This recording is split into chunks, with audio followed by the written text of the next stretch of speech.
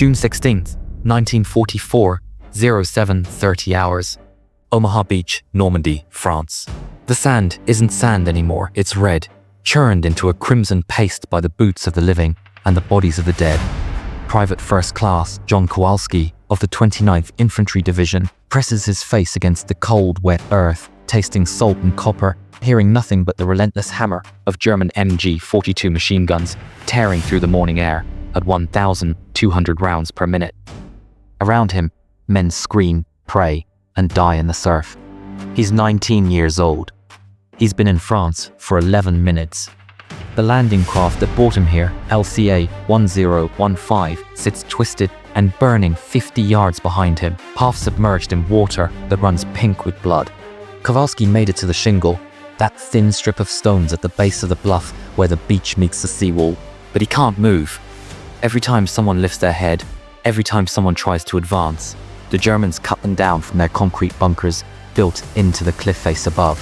He clutches his M1 Garand rifle, serial number 3155497, issued to him at Camp Kilmer 3 weeks ago, and tries to remember his training. Fire and movement, advance under covering fire, locate the enemy position and neutralize it. But the training didn't prepare him for this. Nothing could prepare him for this.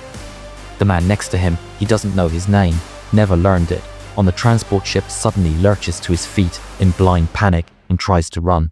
He makes it 3 steps before the bullets punch through his chest, spinning him like a puppet with cut strings. He falls face first onto the stones, and his helmet rolls away, clattering toward the water. Kowalski squeezes his eyes shut. Don't think, keep breathing. 300 yards up the bluff, in Widerstand's nest, 62 resistance nest, 62, a fortified German strongpoint overlooking the easy red sector of Omaha Beach. Gefreiter Friedrich Müller adjusts the scope on his Carabiner 98K rifle and watches the carnage unfold below him. He's 23 years old, a veteran of 2 years on the Eastern Front, before being transferred to France last winter. His hands are steady, his breathing is controlled. He's already killed 7 men this morning. Through the Zeiss ZF-39 Scope 4X magnification, precise to 800 meters, he tracks another target. An American soldier, young, pinned down near the shingle. The crosshairs settle on the center of the man's back. Müller's finger rests on the trigger. 5 pounds of pressure, and it's over. But something makes him pause. The American isn't moving. He's not firing.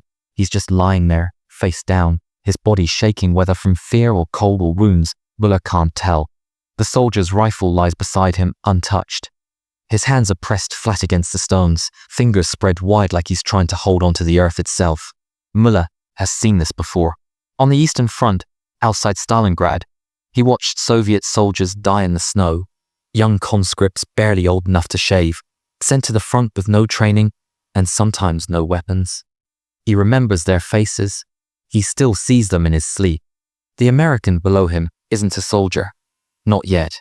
He's just a boy, paralyzed with terror, waiting to die. Müller's finger eases off the trigger. Around him, the bunker shakes with the concussion of naval gunfire. The American destroyers offshore have moved in close, dangerously close, and they're hammering the German positions with 5-inch shells. Concrete dust falls from the ceiling. The other men in the bunker, Obergefreiter Richter on the MG-42, Gefreiter Hartmann feeding ammunition belts, Feldwebel Kessler shouting, "Coordinates don't notice," Müller's hesitation. They're too busy trying to hold back the invasion. Through his scope, Müller watches the American soldier press himself lower into the stones, as if he could somehow disappear into the beach itself. The boy's helmet has Kowalski stenciled on the back in white paint. Müller takes a breath. Then, he shifts his aim 6 feet to the left, tracking another target, a sergeant rallying men near a tank obstacle, a legitimate threat. He fires, the sergeant drops. He doesn't aim at the boy named Kowalski again. But Müller knows something that Kowalski doesn't, something that will haunt them both for the rest of their lives. In war, mercy is just another form of violence. A boy he spares today will have to live with what he sees, what he does, and what he becomes before this day is over. If he survives, a tide is coming in. Kowalski can feel its cold, Atlantic water seeping through his wool uniform, soaking into his boots. creeping up his legs. In 20 minutes, maybe less, the water will reach the shingle. The bodies floating in the surf will wash up against the seawall. The living will have to climb over the dead, or drown with them. He has to move. A hand grabs his shoulder, rough, insistent. Kowalski's head snaps around, and he finds himself staring into the dirt-streaked face of a staff sergeant, older, maybe 30, with 3 days of stubble and eyes that have already seen too much. Blood runs from a cut above the man's eyebrow, mixing with seawater and sand.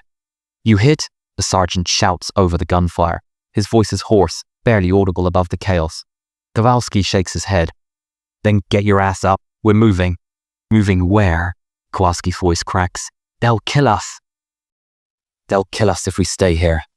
The sergeant, his name tag reads. Dawson yanks Kowalski to his knees.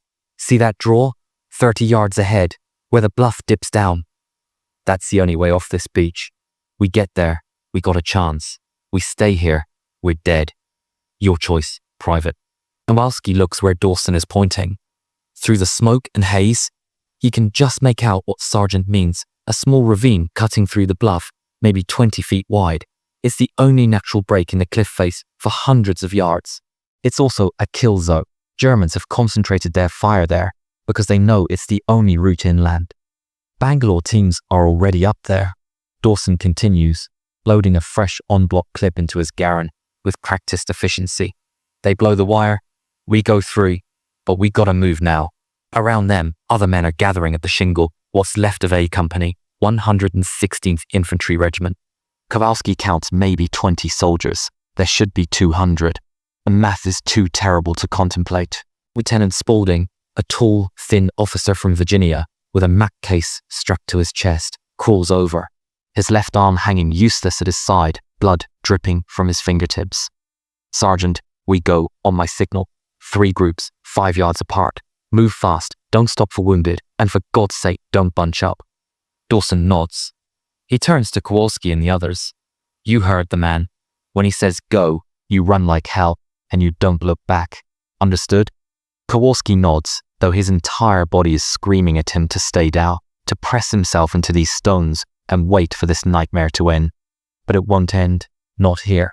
Not unless he moves. Up in Weidestan's Nest 62, Friedrich Müller tracks the American soldiers gathering at the shingle. He can see what they're planning. It's the only thing they can do. The draw is the key to the entire position. If the Americans break through there, they'll flank the bunker, and the entire defensive line will collapse. "Richter!" Feldwebel Kessler shouts from the back of the bunker. "Concentrate fire on the draw. Don't let them through." Obergefreiter Richter adjusts the MG-42, tilting the barrel down toward the ravine entrance. The machine gun's barrel is already glowing red from sustained firing. Hartmann slaps another 250-round belt into the feed tray. Müller chambers another round, his 14th of the morning, and scans the beach through his scope. The Americans are preparing to move. He can see an officer giving orders, a sergeant organizing men into groups. And there, among them, he spots the boy again. Kowalski, still alive, still terrified. Müller's yaw tightens. The bunker shakes again, another naval shell. This one close enough that dust and concrete fragments rain down from the ceiling. A chunk of debris hits Müller's shoulder, but he doesn't flinch. Through his scope, he watches the American officer raise his hand. A signal. "Go, go, go!" Kowalski's legs move before his brain can process the command. He's up, running, his boots slipping on wet stones, his rifle clutched across his chest. Around him, men are shouting, cursing, praying a chorus of desperation set to the percussion of machine gun fire. The first 5 yards are the worst. His entire back feels exposed, like he's wearing a target. Every nerve in his body screams that a bullet is about to punch through his spine, that he's going to feel that terrible impact, and then nothing. But the bullet doesn't come. 10 yards, 15. He can see the draw now, closer, maybe 20 yards ahead. Smoke grenades are popping around them like phosphorus clouds that burn the eyes and throat, but provide precious concealment. Someone's laying down, covering fire from the shingle. The distinctive ping of M1 rifles mixing with the German machine guns. 20 yards. The man to Kowalski's left, a corporal with a flamethrower strapped to his back, suddenly crumples, falling forward. The flamethrower's fuel tanks rupture, and jellied gasoline spills across the sand, but doesn't ignite. Kowalski leaps over him, keeps running. 25 yards. He can see the Bangalore torpedo team's now engineers lying at the base of the barbed wire obstacles that block the drawer entrance, connecting long metal tubes filled with explosives. They're working with impossible calm under fire, screwing the tubes together section by section. 30 yards. Kowalski throws himself down behind a wooden tank obstacle, a massive crisscross of logs designed to rip the bottom out of landing craft. 3 other men are already there, gasping for air. Sergeant Dawson slides in beside them a moment later. Everybody count off. Dawson barks. 1, 2, 3. Kowalski's voice. Out of 20 men who started the run, 7 made it. Lieutenant Spaulding crawls up, his face grey with blood loss. Bangalore's are set, 30 seconds. Kowalski presses his face against the sand and covers his ears. The explosion, when it comes, is a physical thing, a wall of pressure that lifts him off the ground and slams him back down. His ears ring, his vision blurs, and for a moment, he can't tell if he's been hit or not. When the smoke clears, there's a gap in the wire 20 feet wide. Move, Spaulding screams. And they're running again, running through the gap, into the draw, up the ravine toward the top of the bluff. German grenades are falling around them now, potato mashers tumbling end over end through the air. One lands 5 feet from Kowalski. He dives, rolls, and the grenade explodes, showering him with dirt and stones, but leaving him untouched. He doesn't know it yet, but he's just used up the second of what will be 9 impossible pieces of luck that will keep him alive this day. And high above him, in a bunker that's about to be overrun, Friedrich Müller fires his last shot of the morning, not at Kowalski, but at a different soldier, and then reaches for the stick grenade on his belt. The Americans are coming. Friedrich Müller drops his rifle and grabs the MP-40 submachine gun leaning against the bunker wall. The carabiner 98K is a sniper's weapon, precise, deadly at range, but useless in close quarters. And the Americans are now in close quarters. They're in the draw, Hartmann screams, his voice cracking with panic. The young soldier, barely 18, conscripted 6 months ago, drops an ammunition belt, and it unspools across the concrete floor like a steel snake. Pick it up, Richter snarls, not taking his eyes from the MG-42's sights. He's still firing in controlled bursts, sweeping the gun left and right, trying to catch the Americans as they advance up the ravine. Empty brass casings pile up around his boots, clinking and rolling across the floor. Feldwebel Kessler is on the field telephone, cranking the handle furiously, shouting into the receiver. Jaguar, Jaguar, this is Nest 62. We need artillery on the draw. Grid reference 528417. They're breaking through. He waits, listens, then slams the phone down. Artillery's not responding. Either the lines are cut or fire control is gone. Müller checks the MP-40's magazine. 32 rounds, 9mm, parabellum, and chambers around. Through the bunker's firing slit, he can see American helmets bobbing up the ravine, maybe 50 yards away now. They're using the terrain well, advancing in short rushes, covering each other. These aren't the panicked boys from the beach anymore. Something has changed in them. They've crossed some invisible threshold between fear and fury. We need to fall back, Müller says, keeping his voice level. If we stay here, they'll flank us or bring up a flamethrower. We can't hold. We hold until we're relieved, Kessler snaps back. Those are our orders. There is no relief. Müller gestures toward the interior bunker door, which leads to the communication trench connecting the strongpoints. Haven't you noticed? No reinforcements, no artillery, no air support. We're on our own. Kessler's face hardens. He's a career soldier, a veteran of Poland and France in 1940, a man who follows orders because orders are all that stand between civilization and chaos. We hold this position. Before Müller can argue, the first American grenade bounces through the firing slit. Grenade! Richter abandons the machine gun and dives toward the rear of the bunker.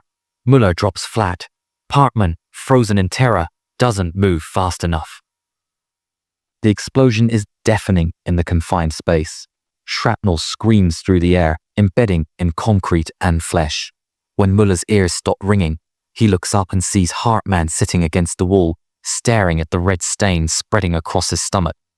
The boy's mouth opens and closes, but no sound comes out. The MG-42 is silent now, its barrel twisted and smoking from a direct shrapnel hit.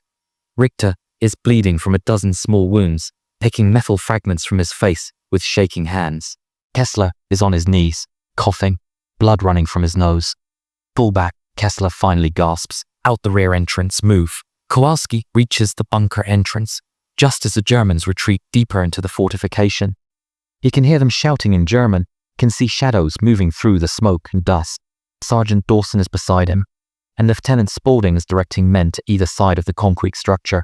Covering fire, Spaulding shouts, and 3 soldiers open up with their garrons, pouring rounds through the firing slit to keep the Germans pinned. A private named Hernandez, a demolition specialist from Texas, with a satchel charge strapped to his back, crawls forward. "I can blow the entrance, sir." "Do it." Spaulding nods. Hernandez pulls the satchel charge 20 pounds of composition C, 2 explosive wrapped in canvas, and activates 2-minute fuse. He runs forward in a crouch, swings the satchel like a bowling ball, and sends it sliding through the bunker entrance. Then, he sprints back, diving behind cover, just as Dawson yanks him down. Fire in the hole. Kowalski presses himself against the earth, mouth open to equalize the pressure, hands over his ears. He counts silently. 1 Mississippi, 2 Mississippi, 3 Mississippi. The explosion lifts a column of smoke and debris 50 feet into the air. The entire bunker structure seems to shift, concrete cracking, rebar twisting. When the dust begins to settle, Kowalski can see that the entrance has partially collapsed, but there's still a gap large enough to enter. "Clear it," Spaulding orders. Dawson goes in first, moving fast and low, his rifle up. Kowalski follows, his heart hammering so hard he can feel it in his throat. 2 more soldiers come in behind them. The interior of the bunker is a scene from hell. The walls are scorched black. Equipment is scattered and destroyed. There's blood on the floor, slick and dark. And there, in the back corner, lying against the wall, Hartmann, the young German soldier, is still alive, barely, his hands pressed against his stomach wound. His eyes are wide and glassy with shock. He's whispering something in German over and over. A prayer, maybe, or his mother's name. Kowalski freezes, staring at the boy. He's the enemy. This is what they trained him for, to kill the enemy. But the German isn't fighting anymore. He's just dying. "Clear left," Dawson shouts, moving through the bunker. "Clear right," another soldier calls. "We got a live one here." Kowalski hears his own voice, distant, like someone else is speaking. Dawson comes over, looks down at Hartmann, and shakes his head. He's done. Nothing we can do. He turns to move toward the rear exit, then pauses. "You want to make it quick, or leave him?" Kowalski stares at the German boy's face. He's maybe 17, 18 at most. Blonde hair, blue eyes. He could be from Iowa or Wisconsin. Could be someone Kowalski went to high school with. Kowalski's rifle feels impossibly heavy in his hands. "Your call, Private," Dawson says, not unkindly, "but we need to move." The others got out through the back. Before Kowalski can respond, Hartmann's whispering stops. His eyes go unfocused, and his hands slide away from the wound. The breath rattles out of him in a long, slow exhale. "Never mind," Dawson says quietly. "He's gone. Come on." They move through the bunker to the rear exit, where the communication trench leads deeper into the German defenses. The trench is empty. The surviving Germans have already fallen back to the next strong point. Kowalski climbs out into the daylight and realizes he's standing on top of the bluff. Behind him, Omaha Beach stretches out like a vision of the apocalypse. Smoke, fire, bodies, and the constant thunder of naval guns pounding the remaining German positions.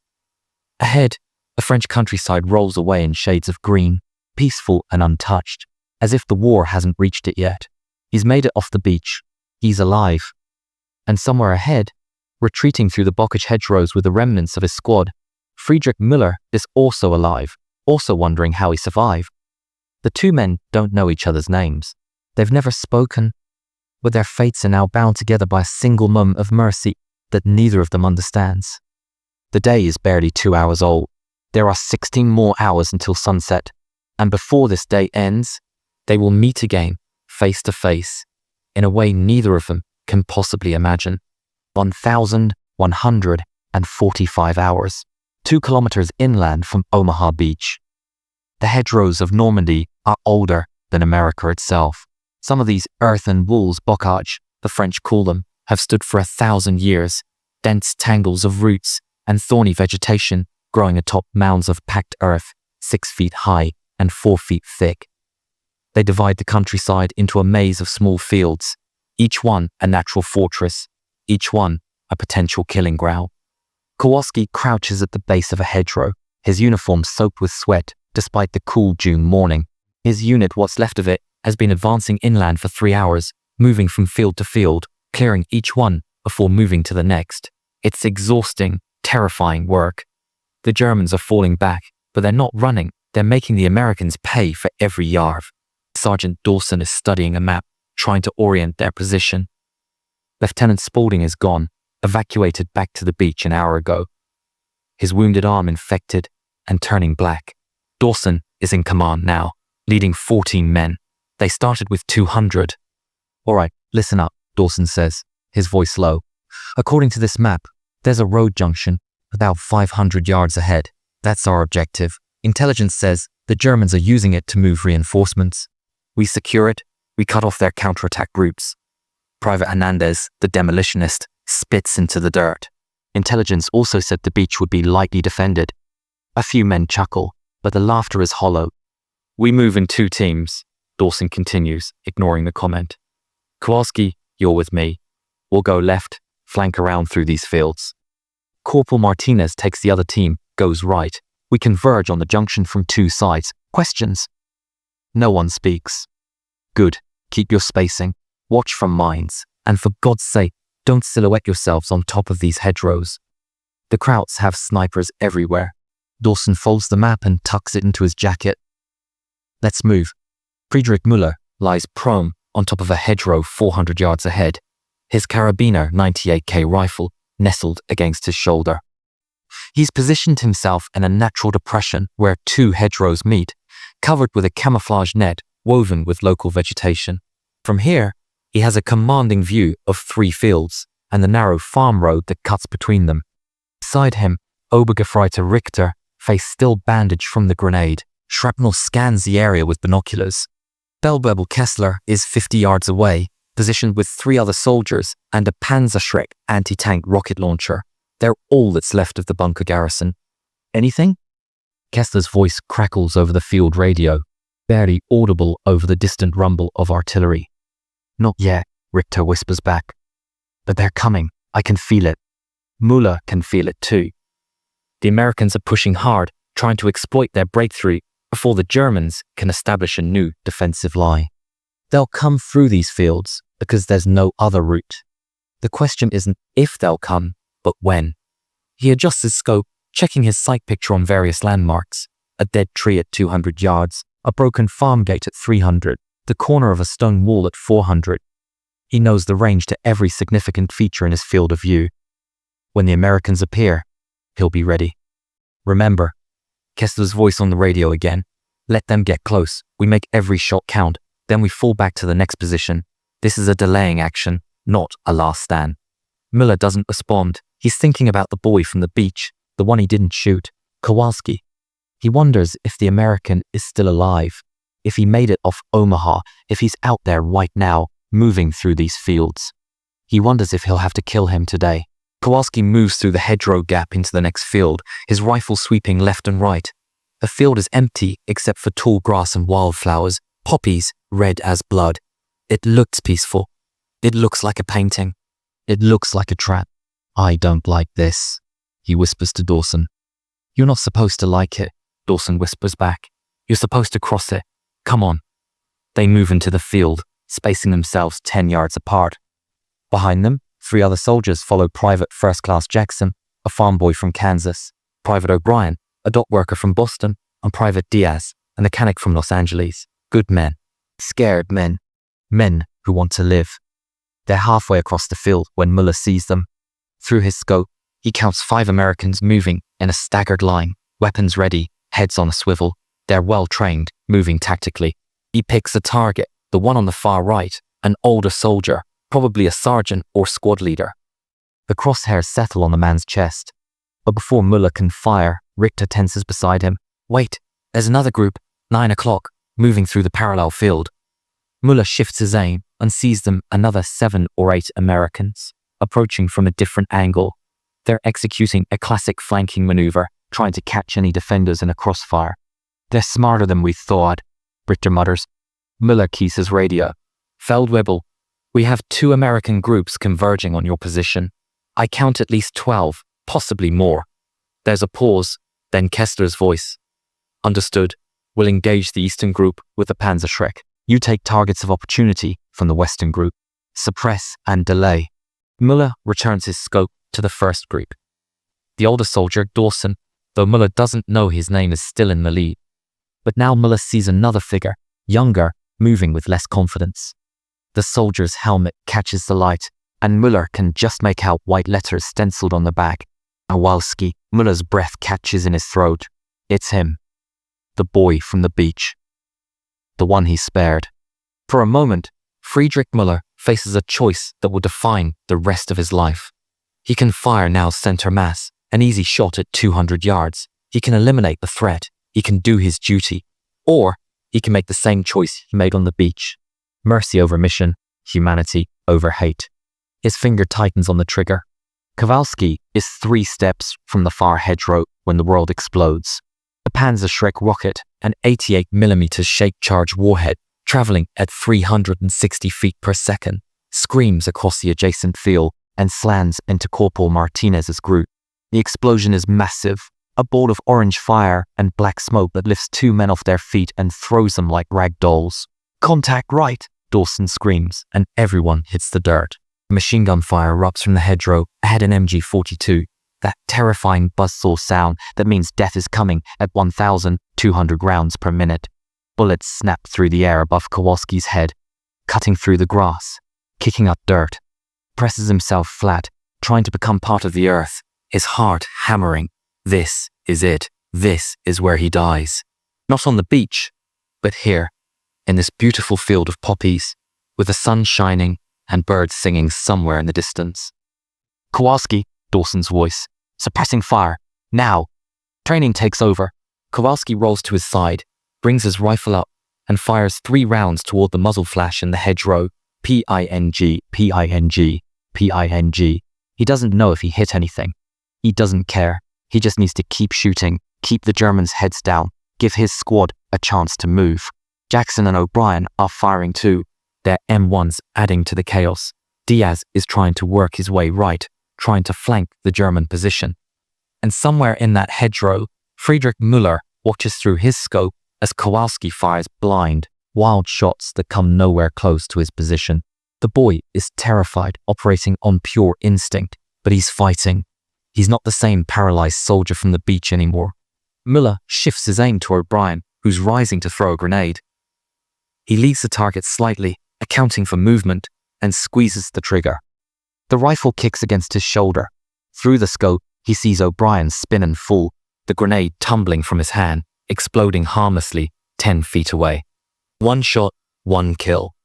Just like his training, just like always. But he didn't shoot Kowalski.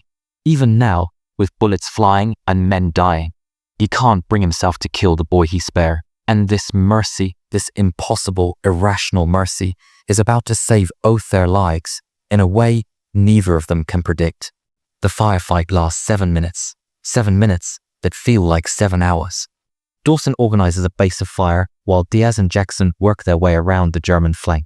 When they're in position, Dawson pulls a white phosphorus grenade from his belt, yanks the pin, and hurls it over the hedgerow. The grenade explodes in a fountain of burning white smoke that billows across the German position, and in that moment of concealment, the Americans charge. Kowalski goes over the hedgerow, his legs pumping, his rifle at his shoulder. He can hear Dawson beside him, can hear Jackson screaming as he fires from the flank. They burst through the smoke and find nothing.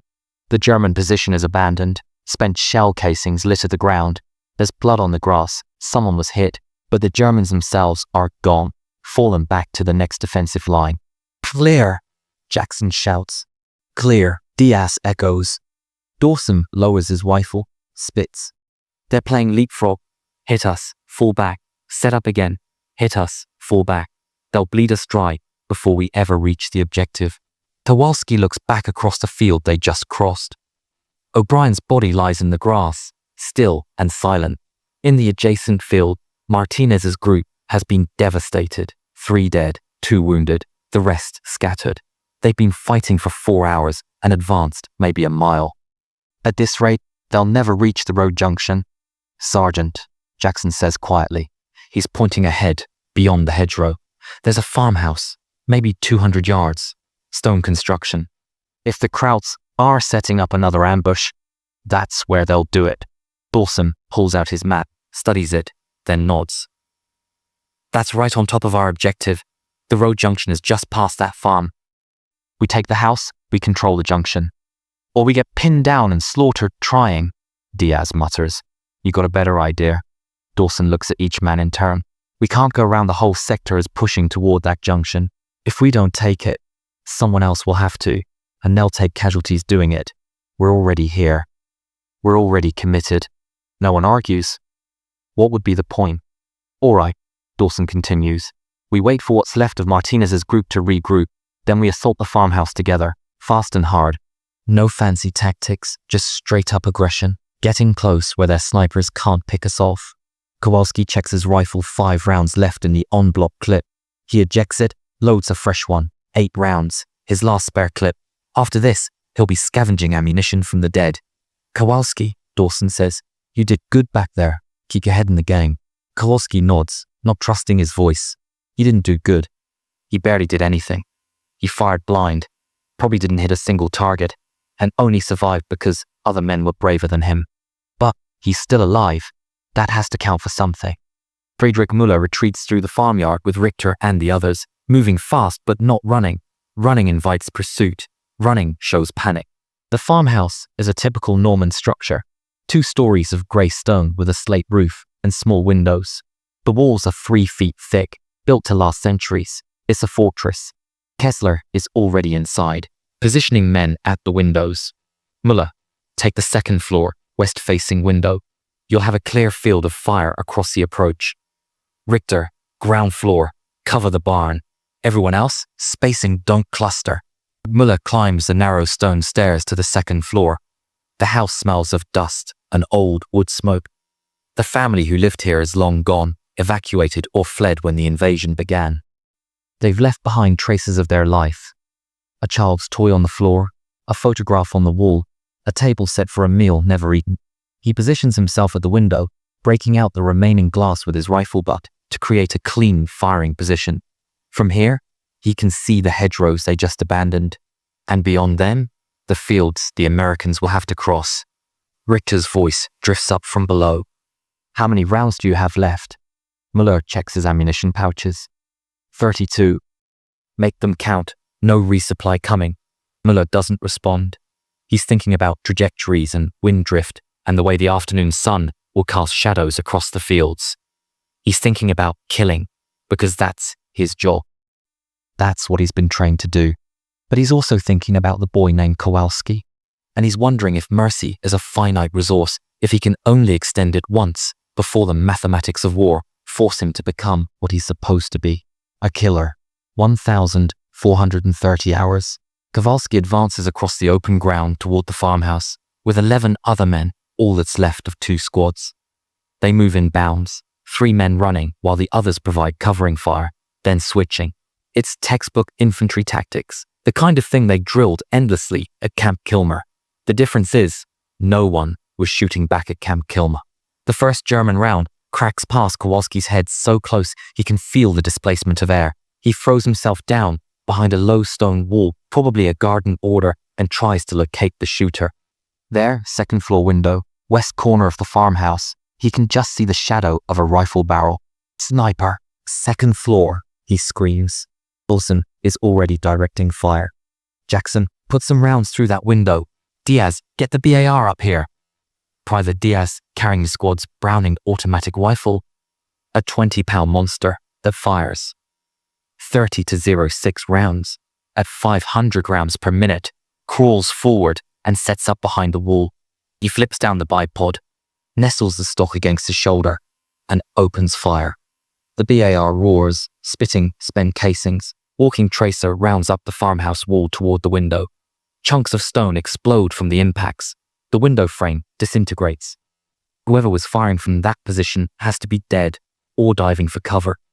"Move!" Dawson screams. Kowalski is up and running again, sprinting the last 50 yards to the farmhouse. His lungs burn, his legs feel like lead. But he's moving, closing the distance, getting inside the sniper's minimum engagement range. 20 yards from the house, a German soldier appears in the doorway with a Panzerfaust, a single-shot anti-tank weapon, deadly at close range. The German raises the weapon, aims it at the cluster of advancing Americans.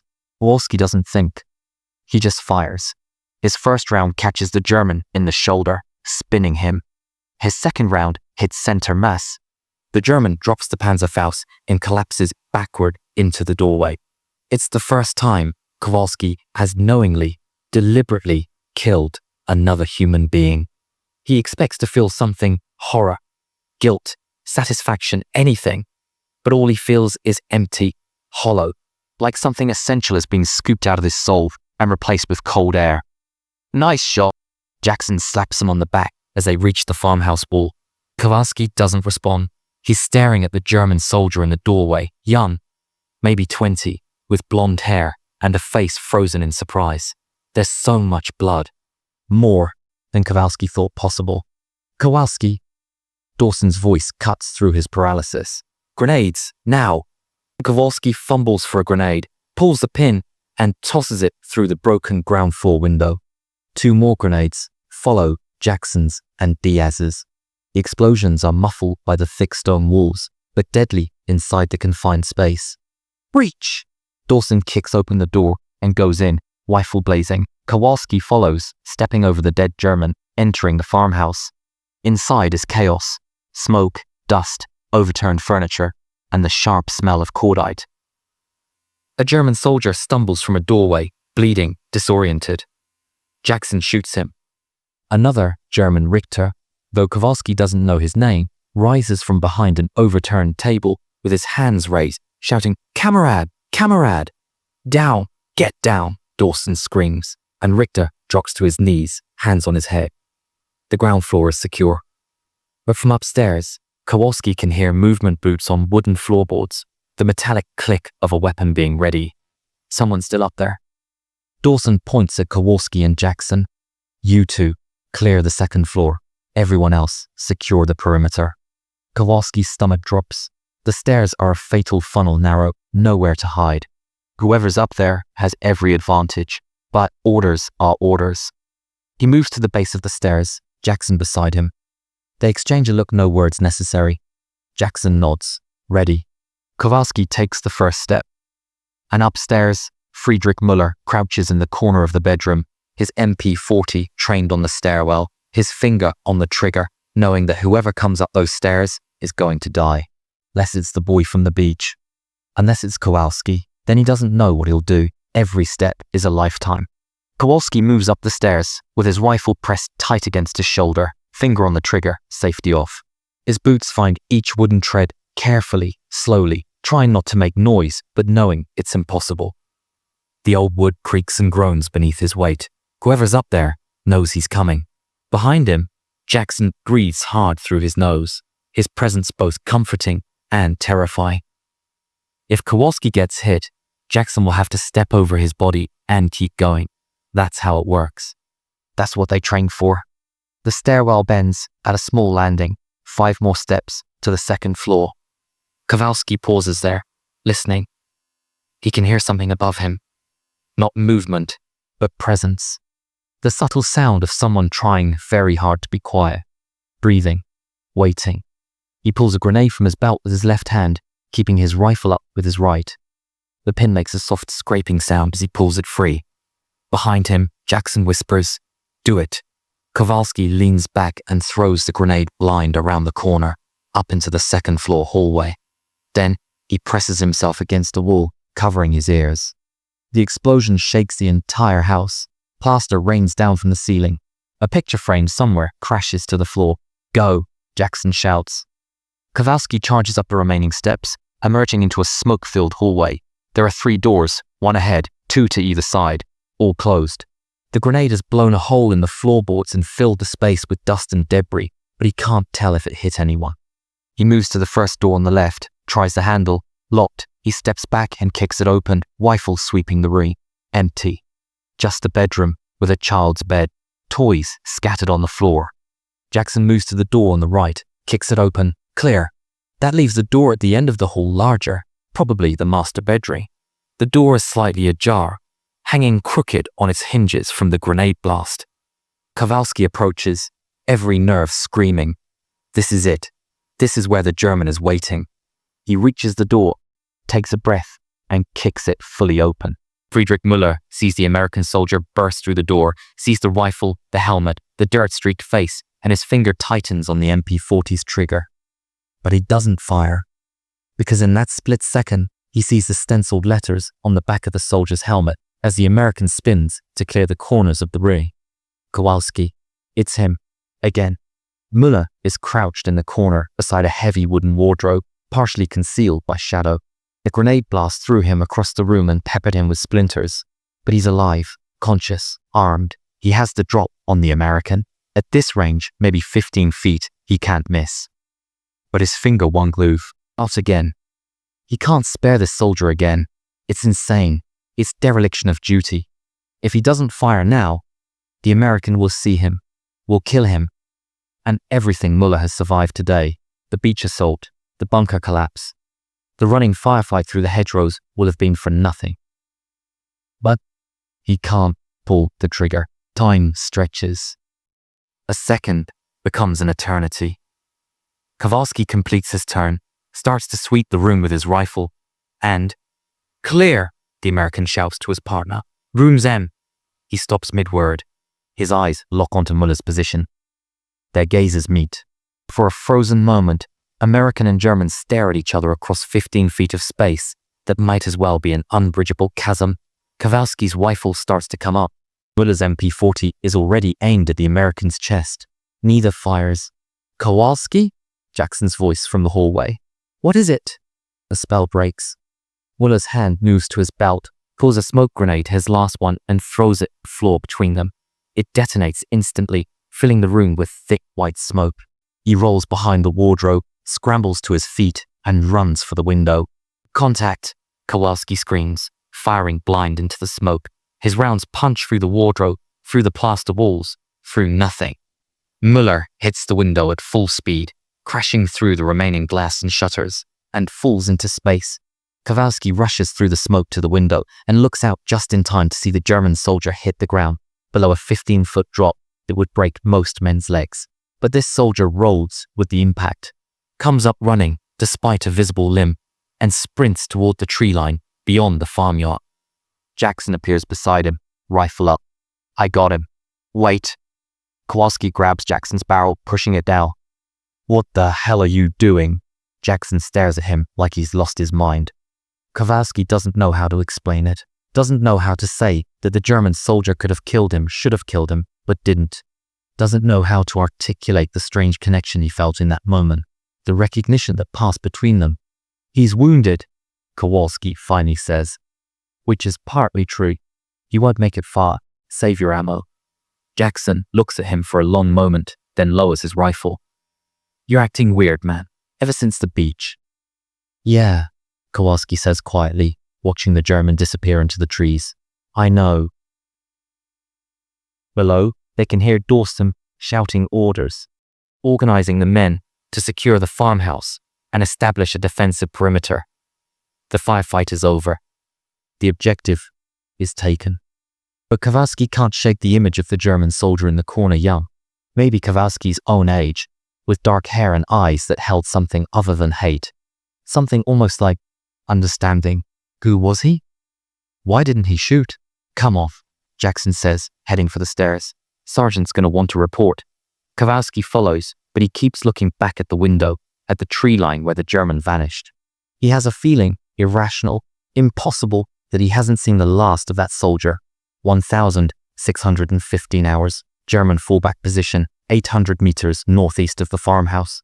Friedrich Müller collapses behind a hedgerow, gasping for air, pain shooting through his left ankle. It's not broken. He's been injured enough times to know the difference, but it's badly sprained. He can barely put weight on it. Feldwebel Kessler finds him there 5 minutes later, along with 2 other survivors from their unit. Where's Richter? Captured, Müller says between breaths. Maybe dead. I don't know. I was upstairs when they breached. How did you get out? Window. Kessler looks at Müller's torn uniform, the blood on his face from a dozen small cuts, the way he's favoring his left leg. You jumped from the 2nd floor. It was that or surrender. And the Americans, did you engage them? Müller hesitates. In that hesitation, a lifetime of military discipline wars with a strange new emotion he can't name. I threw a smoke grenade, used it as cover to escape. It's not exactly a lie, but it's not the full truth either. Kessler accepts the explanation with a nod. He's too exhausted to press for details. We're falling back to the reserve line at Colombière. The entire sector is collapsing. The Americans are pushing everywhere. By nightfall, they'll be 3 kilometers inland. And then we regroup. And tomorrow, we counterattack. Kessler doesn't sound convinced.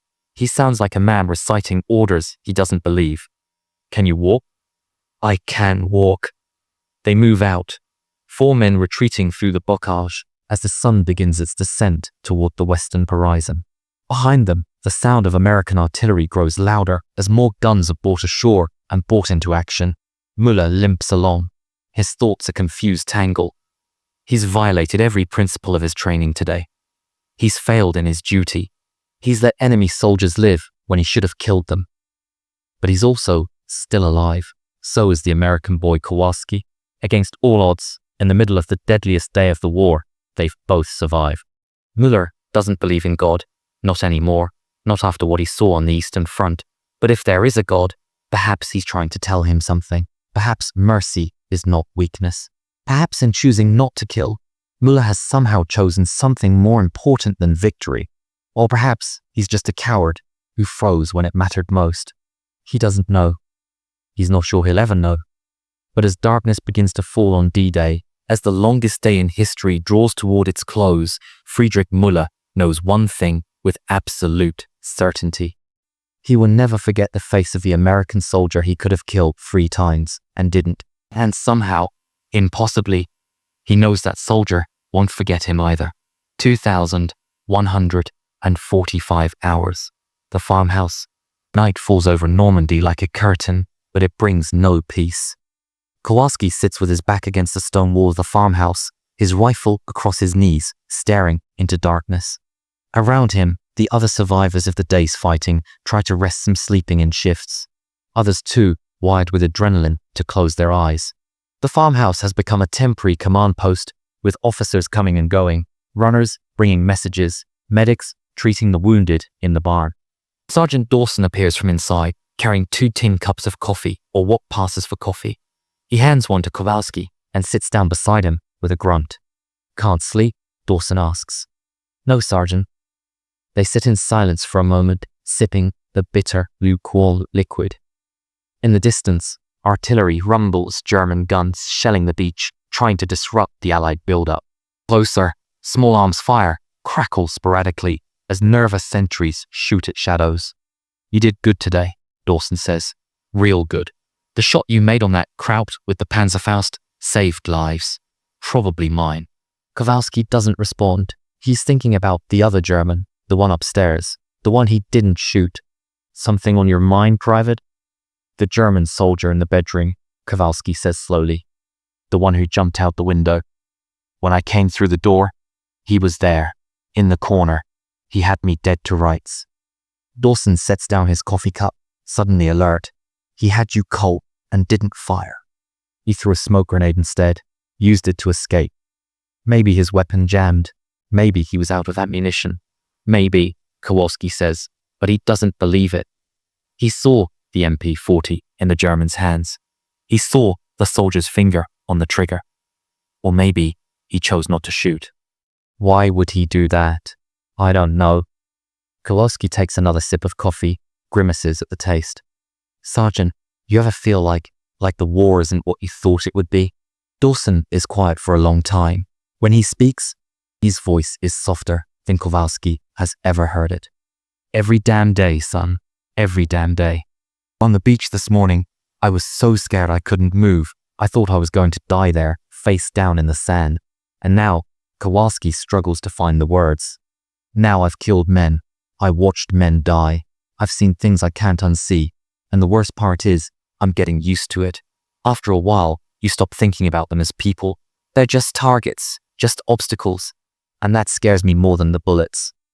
That's what war does, Dawson says. It turns men into killers. The good men, the ones like you, they never forget what that costs. The bad men, they stop caring. He pulls out a cigarette, lights it with a Zippo that catches on the third try. You want to know something? I was at Kasserine Pass in North Africa. February 43. We got our asses handed to us by the Germans, Rommel's Afrika Korps. I watched my best friend die in a burning tank. Listened to him scream for 5 minutes while we tried to get him out. Couldn't save him. Kowalski looks at the sergeant, new eyes. For months after that, I hated every German I saw, wanted them all dead. Didn't matter if they were SS or just conscripts, officers or teenagers. They were all the same to me, the enemy. Dawson takes a long drag on his cigarette. But then one day, we captured this German kid. Couldn't have been more than 17. He was crying, begging for his life in broken English, showing us pictures of his family, his mother, his little sister.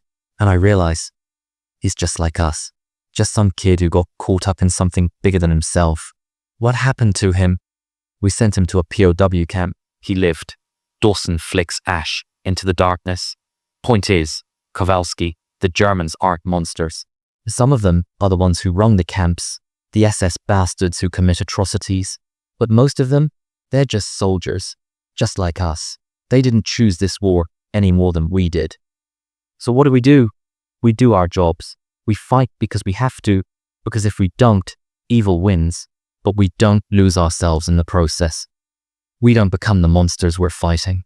Dawson crushes out his cigarette against the stone wall. That German in the bedroom, maybe he spared you because he saw something in you worth sparing. Maybe he's one of the good ones, if there are any good ones. Or maybe you just got lucky. Either way, you're alive. Don't waste it. Kowalski nods slowly. Yes, Sergeant. Now get some sleep. Tomorrow we push deeper into France. It's going to be a long war. Dawson stands and heads back inside, leaving Kowalski alone with his thoughts and the distant sound of artillery. 2200 hours, German defensive position near Colombières. Friedrich Müller can't sleep either. Lies in a shallow foxhole, staring up at the stars, off his ankle throbbing despite the bandage one of the medics wrapped around it. Around him, the remnants of his unit try to rest before tomorrow's counterattack. An attack everyone knows will fail, but which they'll carry out anyway, because orders are orders. Feldwebel Kessler is making his rounds, checking on the men, ensuring the sentries are alert. When he reaches Müller's foxhole, he crouches down beside it. How's the ankle? It'll hold, Müller says. Good. Because tomorrow, we're going to need every rifle. Kessler pauses, then adds, the officers are saying we'll drive the Americans back into the sea. They're calling it a temporary setback. But I've been doing this long enough to know the truth when I see it. What truth is that? We've lost. Maybe not today, maybe not this week, but we've lost. Kessler's voice is flat, matter of fact. The Americans and British have established their beachhead. More troops and equipment are pouring ashore every hour. They have air superiority, naval supremacy, and more resources than we can match. The only question now is how long it takes them to finish us. Müller says nothing. He's been thinking the same thing. So why do we keep fighting? Kessler continues, almost to himself. Why do we keep sending boys to die for a cause that's already lost? He doesn't wait for an answer. Because we're soldiers. Because we have families back home who are counting on us to hold the line. Because if we don't fight here, the war comes to Germany, to our cities, to our people. So we fight. And we die. And maybe, if we're lucky, we die for something that matters. I spared an American today, Müller says suddenly. The words are out before he can stop them. Kessler turns to look at him, but his face is unreadable in the darkness. Tell me. So Müller does. He tells Kessler about the soldier on the beach, paralyzed with fear. About seeing him again at the farmhouse. About having him in his sights and not firing. About the strange connection he felt. The recognition that this boy, this enemy, was just that. A boy. When he finishes, Kessler is silent for a long time. Are you going to report me? Müller finally asks. For what? For hesitating in combat? For being human? Kessler shakes his head. Listen to me, Müller. I've seen what happens when men lose their humanity in war. I've seen soldiers who killed without thought, without conscience, who did terrible things because they stopped seeing their enemies as people. Those men don't survive. Not really. They come hung, but they're not hung. They're still in the war, still in hell for the rest of their lives. So you think I did the right thing? I think you did what you could live with. And in the end, that's all any of us can do. Kessler stands, groaning as his knees pop. Get some rest. Friedrich, tomorrow, if that American is still alive and you see him again, you do what you have to do. But tonight, you did what you needed to do to stay human. That's worth something. He walks away, leaving Müller alone with the stars and his thoughts. Friedrich thinks about the American soldier, Kowalski. He wonders if the boy is thinking about him right now, wondering the same things. He wonders if they'll meet again, and what will happen if they do. Most of all, he wonders if mercy, this strange, inexplicable mercy he's shown twice now, will come back to haunt him or save him. He doesn't know that in 4 days, he'll have his answer. He doesn't know that Kowalski, lying awake in a farmhouse 800 meters away, is wondering the exact same things.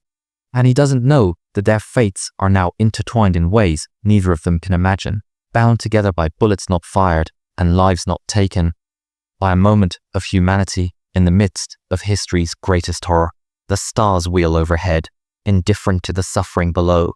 And somewhere in the darkness, 2 soldiers, 1 German, 1 American, failed to sleep, haunted by the faces of men they could have killed, but didn't. Tomorrow, the war continues. But tonight, for just a few hours, mercy has carved out a small space in the carnage. And in that space, 2 souls remain intact. June 10th, 1944. 0530 hours, 4 days after D-Day. The dawn comes grey and cold, wrapped in a mist that clings to the hedgerows like wet wool. Friedrich Müller checks his rifle for the 100th time, 30 rounds remaining, no resupply expected, and waits for the order to attack. The German counterattack has been delayed 3 times already. First, the panzer divisions that were supposed to support them were caught on the roads by Allied fighter bombers and decimated. Then, the artillery preparation was cancelled because half the guns had been destroyed by naval gunfire. Finally, the entire operation was postponed 24 hours because the Americans pushed forward faster than expected, overrunning the planned assembly areas. Now, finally, they're going forward not because they have any hope of success, but because Berlin demands it, because the generals need to show they're doing something, because soldiers follow orders, even when those orders are suicide. Müller is positioned in a tree line with 40 other men, all that remains of what was once a company of 200. Feldwebel Kessler moves along the line, checking weapons, offering words of encouragement that no one believes. Remember, Kessler says when he reaches Müller, we advance to the farmhouse complex at grid reference 528 to 412. That's the American headquarters for this sector. We take it, we disrupt their command and control. We buy time for the real counterattack when the panzers arrive. Are the panzers coming? Müller asks. Kessler doesn't answer. He doesn't need to. 5 minutes, an officer shouts from down the line. Fix bayonets. Check your ammunition. And remember for the fatherland. Müller doesn't fix his bayonet. He's seen what bayonet charges accomplish against American firepower. Nothing but corpses. Instead, he chambers around, adjusts the scope on his carabiner 98K, and tries to calm his breathing. His ankle still hurts, but it's functional. He's functional. He'll do his duty. Even if his duty is to die in a field in France, attacking an enemy that has already won. 0545 hours. The farmhouse. Kowalski is eating cold rations canned hash that taste like salted cardboard when the German artillery starts. The first shell lands 50 yards away in the field behind the farmhouse. The explosion is muffled by the mist, but the ground shakes. Then another shell. Another. Within seconds, the entire area is being bracketed by German 105mm howitzers, the shells walking closer with each salvo. Incoming, someone screams, and everyone runs for cover. Kowalski dives into the root cellar beneath the farmhouse, a small stone chamber that's been converted into an aid station. Wounded men lie on stretchers, groaning, some unconscious, some crying out for morphine. A medic works by candlelight, trying to stabilize a soldier whose leg is mostly gone below the knee. Sergeant Dawson tumbles down the stairs after him, followed by Jackson and 6 others. Above them, the farmhouse shudders with each impact, dust and debris raining from the ceiling. "They're softening us up," Dawson shouts over the explosions. "This is a prep bombardment. They're coming." "How many?" Jackson asks. "Dunno. Could be a platoon, could be a company, could be a whole damn division for all we know." Dawson pulls out his map, spreads it on the floor. "Our reinforcements aren't due until 0800. We need to hold until then. What if we can't?" Kowalski hears himself ask. Dawson looks at him with hard eyes. "Then we die here. But we make them pay for every inch." The artillery stops as suddenly as it started. In the ringing silence that follows, Kowalski can hear his own heartbeat, can taste copper and dust, can smell the sharp tang of his own fear sweat. "Positions," Dawson orders.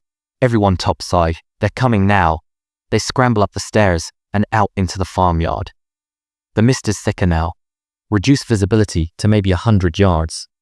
Kowalski runs to his assigned position, a second-floor window overlooking the approach from the north, and sets up his rifle on the windowsill. He can't see anything through the mist, just grey shapes, shifting shadows, the vague outlines of hedgerows and trees. Then he hears it, German voices, distant, calling to each other.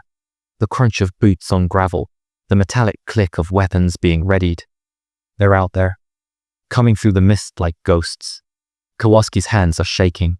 He grips his rifle tighter, trying to steady himself. He's been in combat for 4 days now. He's killed men. He's seen friends die. But the fear never goes away. It just changes shape, becomes something you carry with you always, a weight that never lightens. Movement.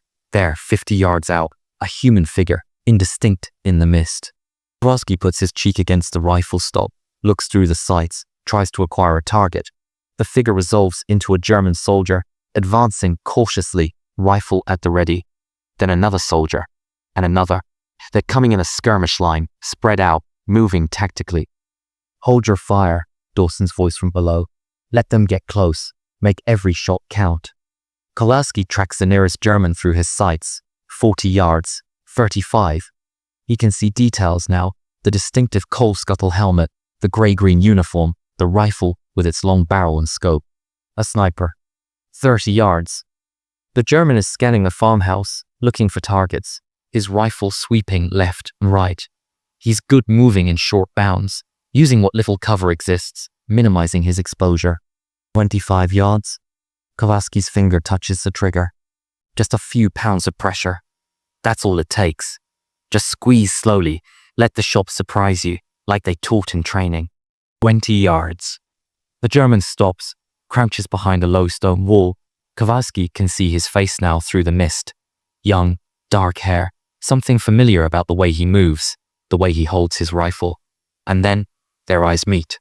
Even at 20 yards, even through the mist and the gun sights, Kowalski sees the recognition in the German soldier's face, sees the moment when the man realizes who he's looking at. It's him, the soldier from the bunker, the soldier from the farmhouse bedroom, the one who could have killed him twice and didn't. Time stops. Kowalski has him in his sights, center mass, an easy shot.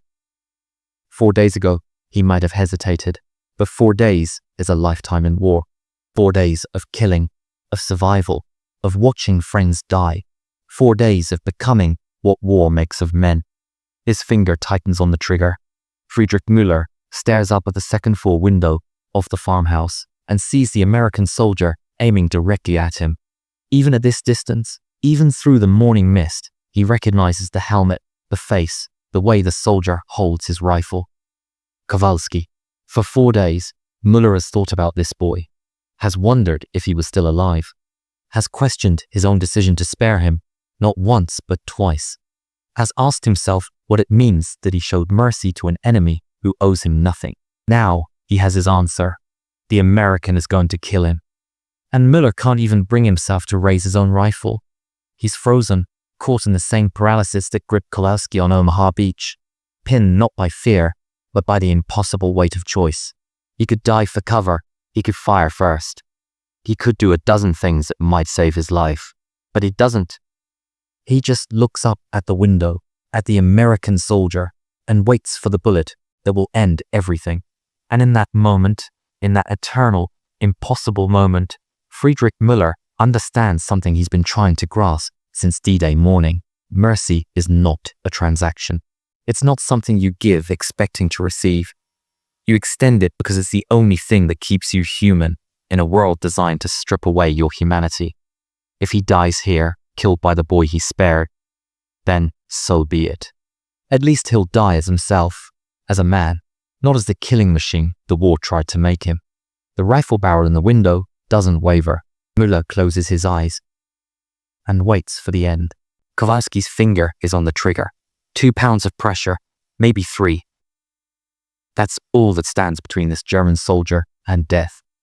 He can see the man clearly now, crouched behind the low stone wall, his rifle lowered, his eyes closed, waiting.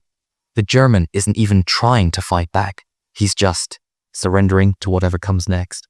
Shoot him, a voice in Kowalski's head screams. He's the enemy. He's trying to kill you, kill your friends. This is war. This is what you're here for. But another voice, quieter, deeper, whispers something else. He had you. Twice.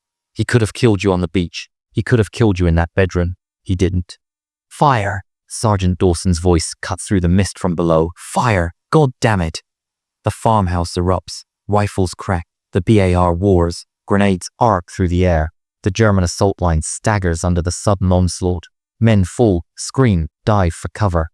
The counterattack is disintegrating before it even reaches the farmhouse, but Kowalski doesn't fire. His rifle is still aimed at the German soldier behind the wall, the one soldier who isn't moving, isn't shooting back, who's just kneeling there with his eyes closed like a man at prayer. Shoot him. Shooting now. Kowalski's finger tightens, and then, in a motion so fast he doesn't even think about it, he jerks the rifle up and to the left, firing 3 feet above the German's head. The round cracks past harmlessly and impacts the tree behind him. The German's eyes snap open. He looks up at Kowalski, and even across 20 yards of misty farmland, even in the chaos of battle, their gazes lock. And Kowalski sees something in those eyes, not gratitude, not relief, but understanding, recognition, the acknowledgement that something profound and inexplicable has just happened between them. The German nods once, just once. A tiny movement of his head that could mean anything or nothing. Then he turns and runs, limping badly on his left leg, disappearing into the mist. Kowalski! Jackson appears beside him, his face streaked with dirt and sweat. What the hell are you doing? You missed him. I know, Kowalski says quietly. He was right there, 20 yards, stationary target. I know. Kowalski rounds on Jackson, his voice raw. I know, okay? I missed. I'll do better next time.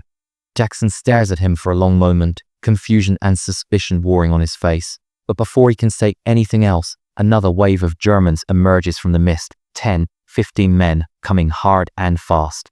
Contact! Jackson screams, swinging his rifle around. And then, there's no more time for questions, no more time for doubt.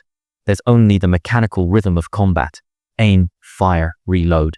Aim, fire, reload. Kowalski shoots at shadows in the mist, at muzzle flashes, at anything that moves. He doesn't know if he hits anyone. He doesn't let himself think about it. The German counterattack lasts 17 minutes. When it's over, the mist is clearing and the sun is breaking through, illuminating a field littered with grey uniformed bodies. Some are still moving, crying out in German for help, for water, for their mothers. Most are still. Sergeant Dawson organizes a patrol to check the bodies, collect weapons, look for wounded who can be questioned. Kowalski volunteers, partly because it's his duty, partly because he needs to know. He moves through the field with his rifle ready, stepping over the dead and dying.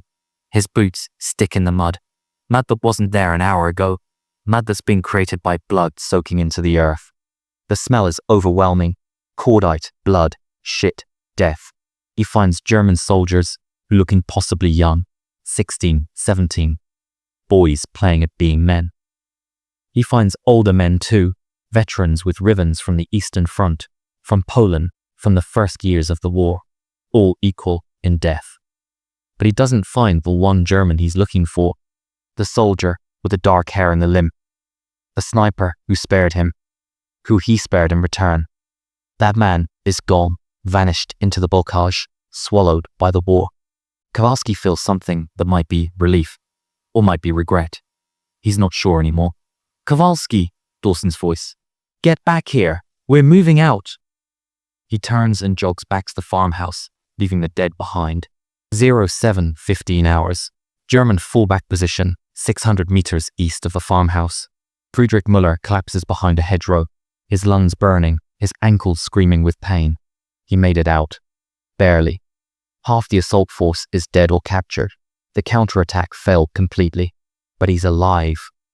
Because an American soldier, the same American soldier he'd spared twice, spared him in return. Feldwebel Kessler finds him there, bleeding from a dozen small wounds, exhausted, but whole. "Müller, thank God.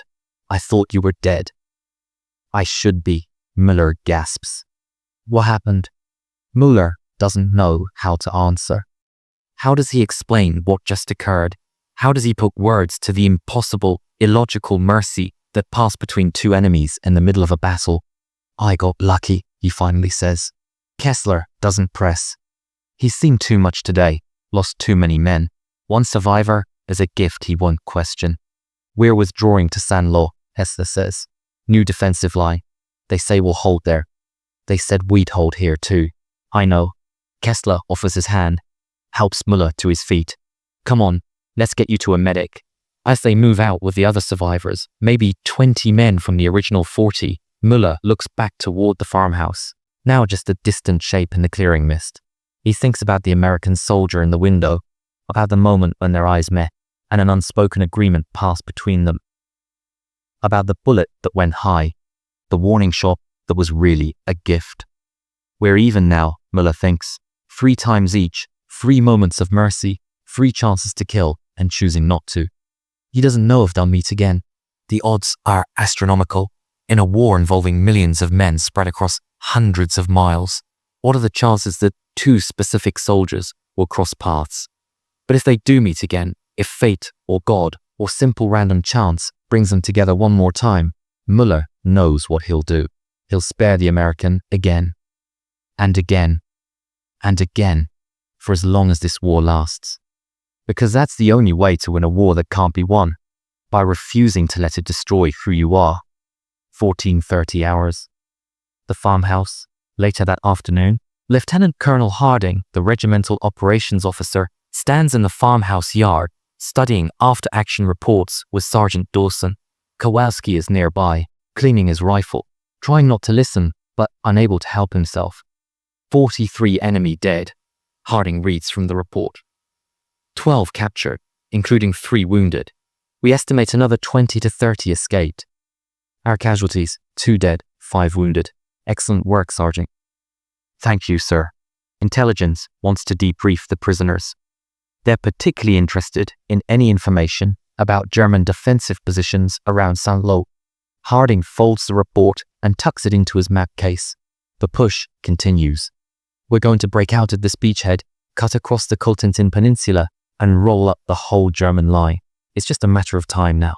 Dawson nods, but he doesn't look convinced. Kowalski knows why. Every day in Normandy was like D-Day Grukel, grinding combat, hedgerow by hedgerow, field by field. Germans are fighting for every inch. At this rate, it'll take months to reach Saint-Lô, let alone break out. After Harding leaves, Dawson sits down next to Kowalski. For a long moment, neither man speaks. Then, Dawson says quietly, "That German this morning, the one behind the wall, you didn't miss, did you?" Kowalski's hands stop moving on his rifle. "Sergeant, I've watched you shoot for 4 days. You don't miss at 20 yards, not stationary targets, not in clear visibility." Dawson pulls out a cigarette, lights it. He lets him go. Kowalski doesn't deny it. What would be the point? "Yes, Sergeant." "Why?" "Because he let me go. 3 times. Once on the beach, once in the bunker, Once in that bedroom upstairs, Kowalski sets down his cleaning rod, meets Dawson's eyes. I figured I owed him. Dawson takes a long drag, exhales slowly. You know that's not how war works, right? It's not some gentleman's duel where you take turns showing mercy. It's kill or be killed. Every German you let live is another German who might kill you or someone else tomorrow. I know, but you did it anyway. Yes, another long silence. Then Dawson crushes out his cigarette and stands. I didn't see anything. Far as I'm concerned, you took a shot and missed. It happens. War is chaos. But Kowalski? He looks down at the young private. Next time, you might not get the choice. Next time, it might be him or you. And if that happens, you need to be ready to do what you have to do. Understood? Yes, Sergeant. Good. Dawson walks away, leaving Kowalski alone with his thoughts and his half-cleaned rifle. Kowalski looks out across the fields, toward the east, toward wherever the German army is regrouping. He thinks about the soldier with the dark hair and the limp. He wonders if the man made it back to his lines. If he's thinking about Kowalski right now, the way Kowalski is thinking about him, he wonders if they'll ever meet again. And if they do, what will happen? Will the mercy hold? Or will the war finally force them to become what it demands? Killers, pure and simple. Kowalski doesn't know. But as the afternoon sun climbs higher and the war grinds on, he makes himself a promise. If they do meet again, if fate brings them together one more time, he'll find another way. He'll choose mercy over murder, humanity over hate, even if it costs him everything, because that's the only way to survive this war with his soul intact.